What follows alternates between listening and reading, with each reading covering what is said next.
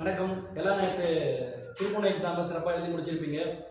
இப்போ நம்ம என்ன பார்க்குறோன்னா, இந்த குரூப் ஒன் எக்ஸாமுக்கு என்ன கட் ஆஃப் வருதுன்றதா ஒரு ப்ரொடெக்ஷனாக பார்க்க போகிறோம்.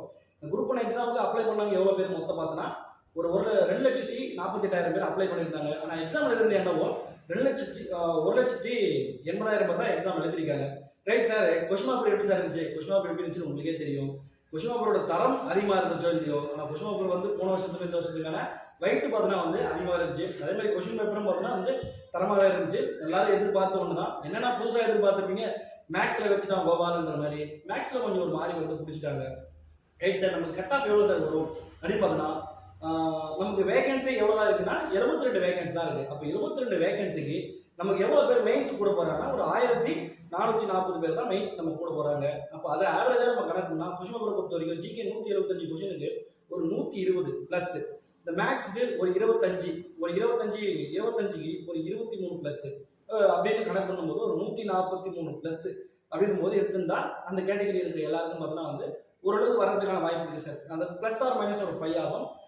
இந்த எக்ஸாமுக்கு கரெக்டான ப்ரிடிக்ஷன் அப்படின்னா 150 ப்ளஸ் போட்டவங்க தைரியமாக மெயின்ஸ் படிக்க ஆரம்பிச்சிடலாம். பிஎஸ்டி வச்சிருக்கேன் அப்படின்னா அவங்க எவ்வளோ சொன்னால் 140 கொஸ்டின் போட்டால் ஆட்டோமேட்டிக்காக அவங்க மெயின்ஸ் படிக்க ஆரம்பிச்சிடலாம்.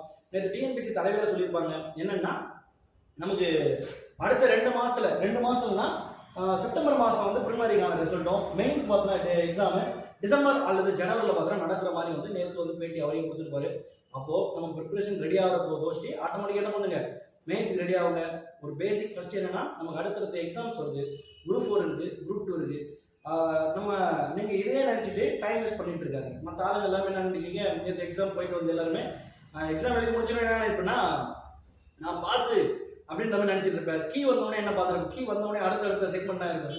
எல்லாம் எழுதுன எல்லாமே தப்பாகிட்டே இருக்கு, என்ன போச்சியா அப்படின்ற மாதிரி யோசிச்சுட்டு இருப்பேன்.